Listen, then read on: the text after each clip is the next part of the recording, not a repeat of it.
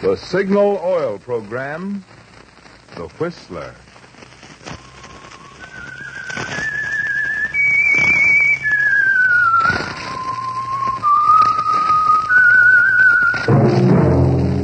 That whistle is your signal for the Signal Oil Program, The Whistler.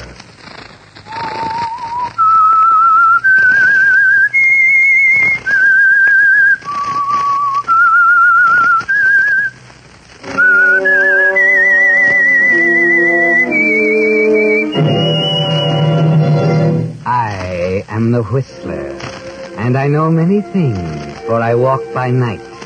I know many strange tales hidden in the hearts of men and women who have stepped into the shadows. Yes, I know the nameless terrors of which they dare not speak. Yes, friends, it's time for the Signal Oil Program, The Whistler. Rated by independent research, the most popular West Coast program. In gasoline, you know, it takes extra quality to go farther. And Signal is the famous Go Farther gasoline. So look for the Signal circle sign in yellow and black that identifies Signal service stations from Canada to Mexico. And now the Whistler's strange story, A Present for Ricky.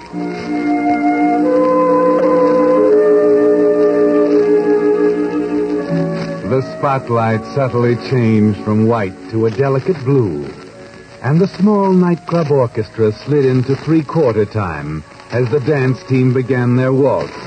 The Croydons, Clyde and Marie, had held top billing at the club for almost a year, and it was well-deserved. Drinks stood unnoticed on the table. Conversation stopped.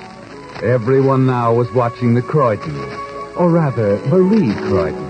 Slim, graceful, blue velvet Marie, smiling as she spun across the floor, poised for a moment, floated effortlessly back to Clyde's waiting arms. The customers love it. She's a beautiful thing. Yeah. You know, Larry. What? There's a kind of first-time look about it. They must be in love to dance like that.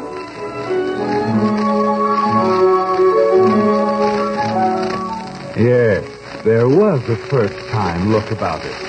Even in the way they murmured to each other as they swayed gently together in three-quarter time. You're on your toes tonight, Angel. So are you. Why don't you try your own for a change? Oh, now take it easy. If I have to prop you up on another turn, I'll scream. Yes, the customers love it. Clyde and Marie, husband and wife. Quiet maturity and breathless youth. And at the same time, on the other side of the room, a theatrical agent named Stanley Craig appraised the Croydons a little more critically. You like her, eh, Stan? The girl's good. She just needs a younger partner. The old boy swallows her up. See what I mean? Look at that spin. The guy's just too old for her. He's killing the act. You wouldn't be fixing to cut him off at the ankles, would you? What do you mean? You just might be promoting that rumbar expert you just picked up as our new partner. Name's Ricky, isn't it? What if I am? He's the boy who can do it. He's young like. He's got looks and youth. See what I mean?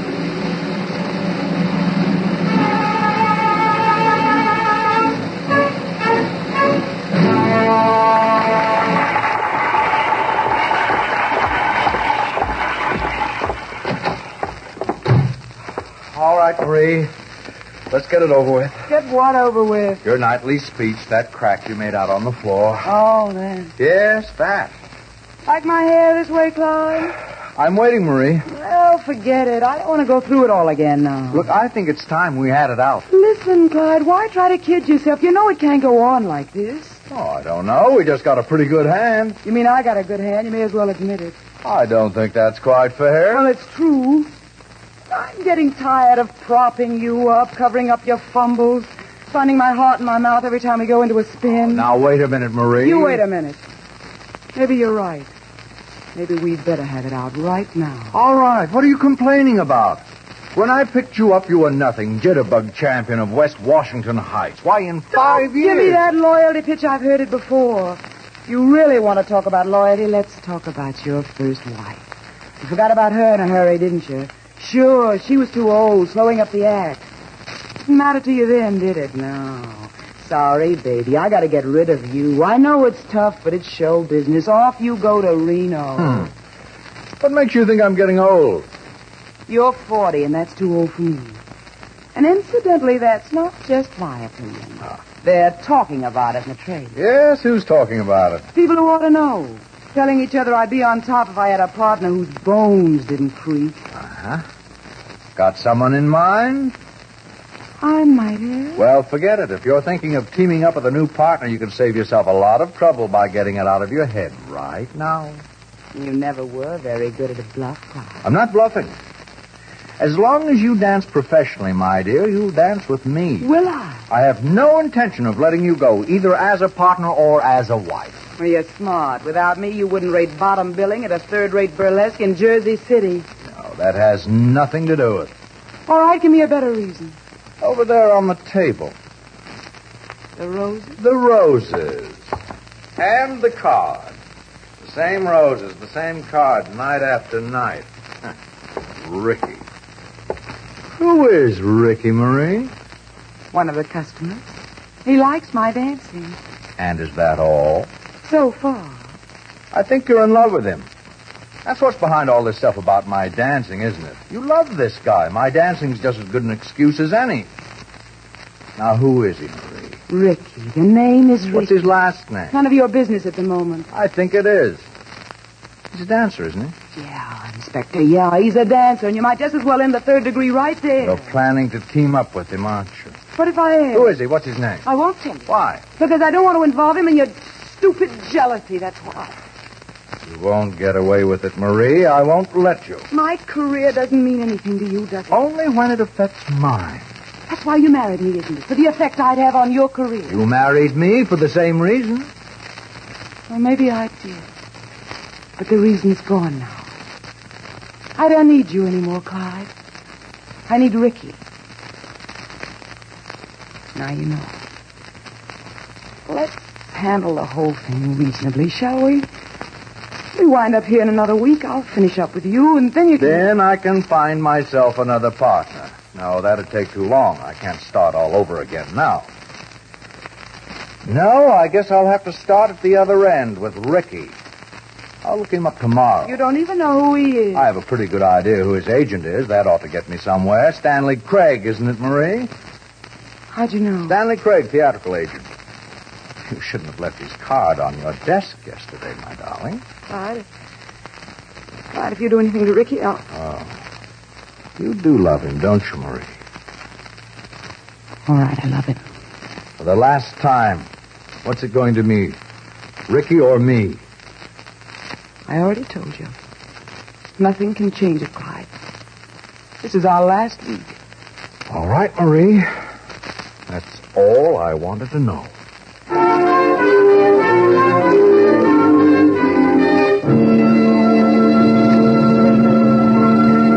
With the prologue of The Present for Ricky, the Signal Oil Company brings you another strange tale by The Whistler. But now a question. What gasoline is famous as the Go Farther gasoline? Well, if you've lived out west any length of time at all, you know that Signal is the famous Go Farther gasoline.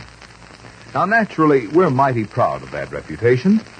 But even more so, we're mighty proud of the performance features in today's Signal gasoline that make Signal's good mileage possible. After all, it stands to reason that to get more mileage, a gasoline must help your motor run more efficiently. Which explains why, when we put amazingly increased power into today's Signal gasoline, you get not only quicker starting, faster pickup, and quieter, higher anti-knock, but also a bonus of extra mileage. That's why Signal says look to your speedometer for the best proof of gasoline quality. It takes extra quality to go farther. Good reason why so many drivers are switching to Signal, the famous Go Farther gasoline. And now, back to the Whistler.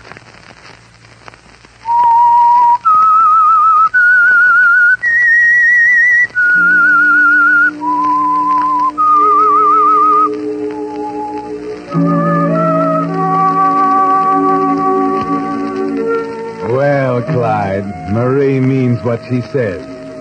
You know her that well. And you wonder if what she said was true, that without her you're nothing. You think about it all the next day, particularly late in the afternoon as you sit in a bar on 58th Street talking to Joey Lowther, a nightclub columnist. You try and concentrate on what he's saying, but it's no use. And then finally you decide to feel him out on it. Joey's your friend. He ought to tell you the truth. And so this yokel walks into the El Morocco right up to the bartender. Joey. Joey. Listen, I don't mean to interrupt, but... Well, you got your mind on something else. You don't have to tell me.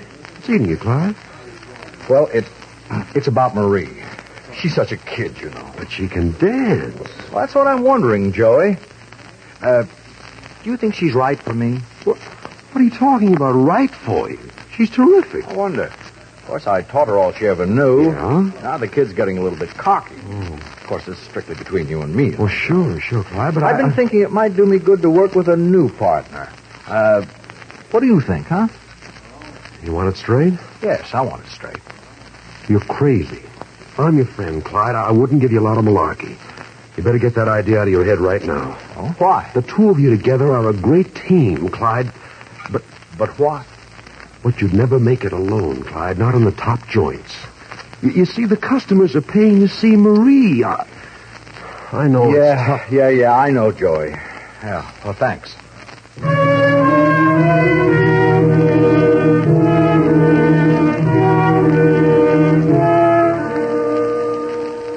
No more top billing, Clyde. No more expensive nightclub. No more polite applause from the Cafe Society crowd. No more $1,500 a week. Nothing now but a seat on the sidelines, while Marie and this Ricky drift across ballroom floors, on and up to the top. You can't face it, can you, Clyde? It's more than you can take. That's why early the next morning you leave your apartment by the private elevator, and 20 minutes later you walk up a flight of creaky stairs to Stanley Craig's office in the West 40. Yes, sir. What can I do for you? You're, Stanley Craig? That's me. Pull up a chair. Oh, thanks. Well, I had quite a time finding your place. I thought I might be a little early. Say, I didn't recognize you for a minute. Oh? You're Clyde Croydon. That's right. I saw your act last night. Caught it a couple of times this week. Oh, really? Yeah, good act, too. Thank you. Have a cigar? Oh, no, thanks. I just dropped in for a few moments, Mr. Craig. Little business matter. Oh? What can I do for you? Answer a few questions. Sure, glad to. Do you manage a dancer named Ricky? Yeah. I see what you're getting at. Yeah, I manage him. A new specialist in rumbles and tangos. Very fine dancer. That's what Marie tells me. Listen, I'll be honest with you. I wasn't trying to pull off anything, understand? So help me. I was going to put my cards on the table before we made any deal. You see what I mean? I suppose you put them on the table now, huh? Okay. They'd make a great team, Mr. Croydon. Ricky and Marie. Marie is part of a great team already. She's not available. I don't know whether she is or not. I haven't had a chance to talk to her. Dropped by the other day, left my card. Yes, I saw it. She's not at liberty, Mr. Craig. She's my partner and my wife. I must admit that I don't like this sort of thing going on behind my back. I'm sure she resents it, too. It's not what Ricky told me. Now, look, Mr. Croydon, you've been in the game long enough to know what youth means in a dance team. You're still a good performer, but I think Ricky's better. After all, I'm not managing you. I'm only trying to get a break from my client. Can't blame me for that now, can you? So you're going to put it up to Marie? Why not? She's over 21. She ought to be able to make her own decision. I think you're being very fair to me. Well, you know show business, Mr. Croydon. If she goes for it, I guess Ricky will be her new partner. There's just nothing you can do about it. Mm-hmm. I'd like to talk to this Ricky, if you don't mind. Sure, just say when. Today. Where is he now? Oh, out in the park somewhere. He walks for 2 hours every morning. Good for the legs, you know. Alone? Be hard to find another guy who'd knock off 8 miles in the park before lunch, don't you think? Yeah, he's alone. Does he come here after his walk? Sometimes yes, sometimes no. I just happened to think. I got to meet a client in 10 minutes. I got to run. Now, you don't mind. No, go right ahead. You don't mind if I wait here, do you? Oh, no. Stick around. Wait here. Ricky might drop by after his walk. Might be a couple of hours, though. I have all morning. Okay. The new variety is on the desk. You'll be alone here. No one to bother you. Oh, thanks.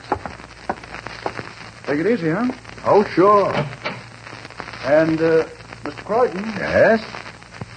No hard feelings. Right. No hard feelings.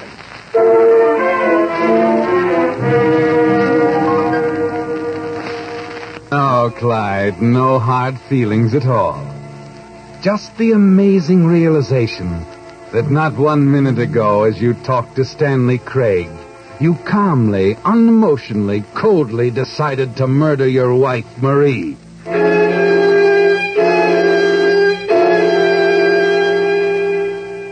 There was no shock to it at all. It seemed as if it had been there all the time, in the back of your mind, waiting to be formulated into thought. Yes, Clyde, here you are in Stanley Craig's office, alone. Ricky is walking in the park, alone. Marie is at home, alone, probably still in bed. You realize that another opportunity like this might not happen in 1,000 years. Yes. If you're going to do it at all, Clyde, you've got to do it now. On top of the file cabinet, you find a package of Stanley Craig's letterheads. On his desk, a battered typewriter. In your pocket, the card signed Ricky that came with the flowers. And most important, in your mind, an idea. There. Now, let's see. Marie, my darling, it is useless to try to put this into words. I've told no one of your decision to stay with Clyde because I know it isn't final. That you love me and always will. That the only future for either of us is together. At the bottom of the note, after all my love, you carefully copy Ricky's signature from the card. Then you check the date. Yes, you've dated it yesterday to make it look as if it had time to go through the mail. On the desk is a sharp letter opener with Stanley Craig's name on it. That's part of it too, Clyde. You put it in your coat pocket, ready when you need it. Now, back to your apartment. You still have over an hour, and you know Marie will be alone.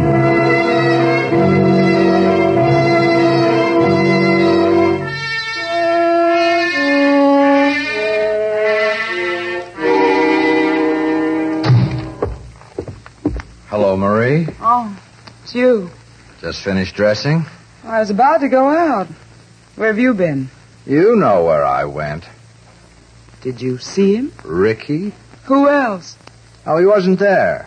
Seems he was taking his morning walk in the park. Remember when we used to walk in the park together, Marie? You're breaking my heart. I'm sorry. I had quite a talk with Mr. Craig. He's quite a businessman. It's odd you've never met him. I'm going to see him today. I told him how I felt about you and Ricky. And of course, it didn't do you any good. In one way, it didn't. In another way, it was quite a profitable visit. What does that mean? You're about to find out, darling. I want to show you a letter. Here, read it. It's addressed to you. Who's it from? The signature's at the bottom. Ricky. Clyde, what is this? Go on, read it aloud. Marie, my darling, it's useless to try to put this into words. Told no one of your decision to stay with Clyde because I know it isn't final. That you love me and always will. Oh, Clyde, this is ridiculous. Go on, Marie. Read the rest of it. I see. Always will. But the only future for either of us is together. You must believe me, darling. I'd rather die than have it any other way. I'm coming to your apartment tomorrow morning at 11. We must decide this once and for all. Oh, my love, Ricky. What's so funny, Marie? Oh, Clyde, that's the funniest thing I ever read in my life. What do you think you're doing? It's a present for Ricky, darling. Well, I'm afraid I don't know. Clara, what are you doing with that letter opener? Ricky's going to the chair, Marie, for your murder. It's not very funny, Clyde. If you're trying to... There's something for you, too, a lesson in loyalty. Get away from me, Clyde. Listen, Clyde, please. Please, darling, no. No, Clyde, no.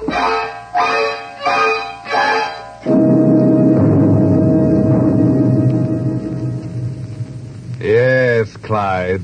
A present for Ricky.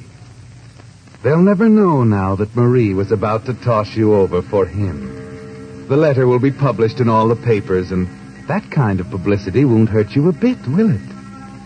You move quickly now. Toss the card with Ricky's signature on Marie's desk.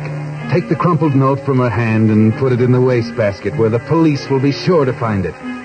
Throw the letter opener out the window into the shrubbery several floors below. They'll find that, too. That's all, Clyde. You're ready now.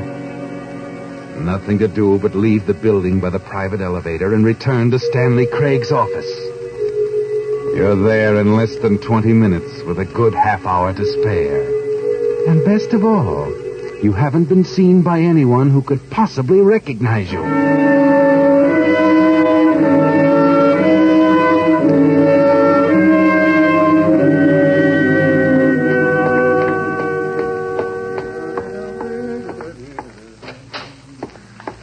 Well, still here, Mr. Croydon? Oh, yes. Yes, I'm still here. I'm beginning to wonder if Ricky will show up at all. Anybody call? Not unless they called while I was out stretching my legs. I walked around the block a couple of times. Oh, sorry you had to wait so long. Oh, that's all right. It gave me a chance to think things over. Is that good or bad? I think it's good. I decided it's wrong for me to try to stand in her way.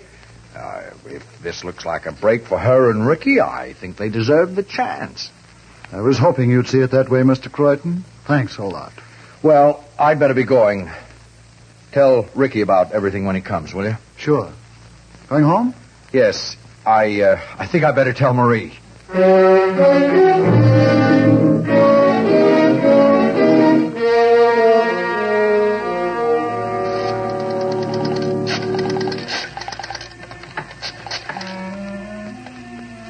Hello? Hello, police headquarters. Something terrible has happened. My name is Clyde Croydon. I live in the penthouse at 1232 Warwick Place. That's right. Please send someone up here as quickly as you can. My wife has been murdered.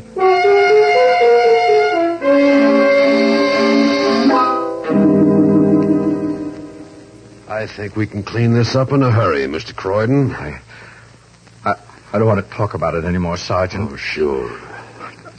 I still can't believe it. I know how you feel. I'll do anything I can to help, but you'll understand later on, please. Oh, sure, Mr. Croydon.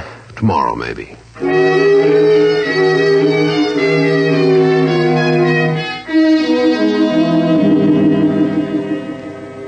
Feel better today, Mr. Croydon? I think so. Oh, that's good. That's quite a letter we found in the wastebasket. What'd you think of it? Oh, I don't know what to think. You knew what was going on between this man and your wife? There was nothing going on. It was all in his mind. What do you mean? Look, I have never seen this Ricky. I don't even know who he is. All I know is that he started sending Marie flowers after every performance. He had some crazy idea she was in love with him. Oh, it was ridiculous. She hardly even knew him. Uh-huh. And what about the dance business?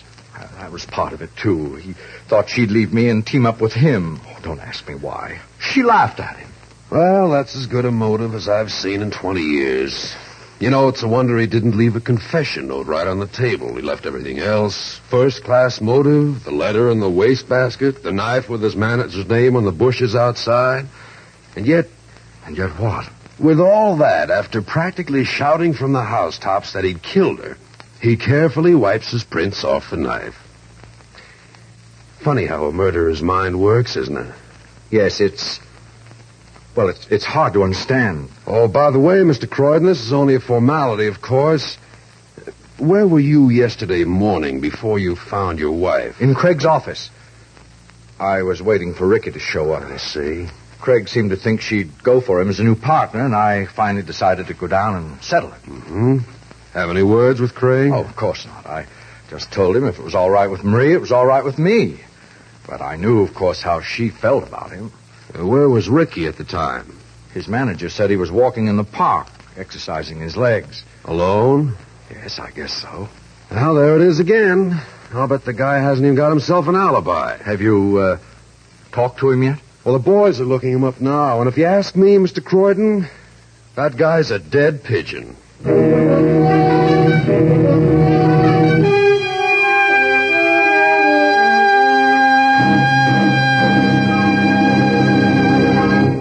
The Whistler will return in just a moment with the strange ending of tonight's story. I wonder if you've noticed the increasing emphasis that's being placed recently on the independent businessman. Well, that's especially interesting to me because not just now, but for the past 15 years, in fact, ever since Signal Oil Company first started marketing gasoline, they have sold Signal products through independent dealer-owned service stations. And for good reasons. Not only because the independent businessman represents the American way of life that has made our country such a great place in which to live and make a living, but also because there's a personal advantage for you in having your car serviced at a dealer-owned Signal station. You see, your Signal dealer, being in business for himself, naturally has more incentive to give you the more thorough, more conscientious service that will keep your car happy and keep you his satisfied customer. This personalized service, plus the fine quality of Signal products, are two good reasons why Signal has grown so in popularity. Grown from a mere handful of stations serving Southern California into an organization serving 7 western states, from Canada to Mexico. And now, back to the Whistler.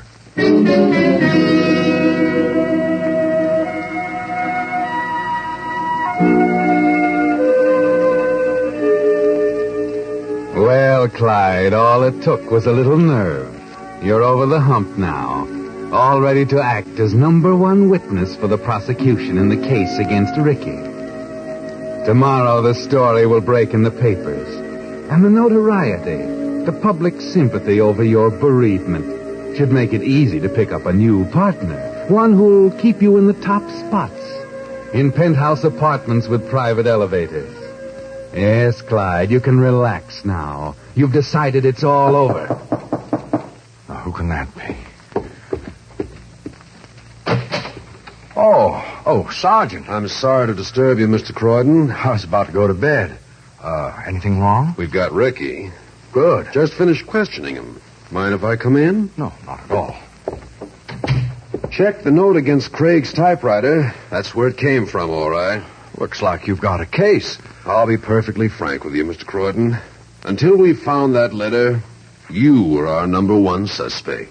Yeah, you had plenty of motive, and you had plenty of time to leave Craig's office, kill your wife, and return. No, wait a minute. I'm not finished. The note threw us a curve. For a while. What do you mean, for a while? Until we found Ricky. He claims he didn't write it. Good Lord, what did you expect him to say? We believe him. Believe him? Of all... Just a minute. You never met Ricky, huh? I told you that. Well, that's the one honest statement you made, Croydon. The rest was strictly out of your head. Here, I'll show you what I mean. Come on in, will you? Mr. Croydon, this is Ricardo Montez, also known as Ricky. He did it. He wrote the note, I tell you. No comprendo lo que hablan, señores, pero yo no la maté. Wait. Now, wait a minute. Wait a minute, please. Comprendes? No la maté. That's what I mean about the note, Croydon. The boy doesn't know a word of English. But it's a fake. Any foreigner can pretend he can't speak English. Maybe. But there was another thing about the note that tied it up, Croydon. What? It seems to me that if he could have written it, he'd have signed it in his own handwriting. But it was his handwriting. No, Croydon. You forged his name. But you copied the florist's handwriting.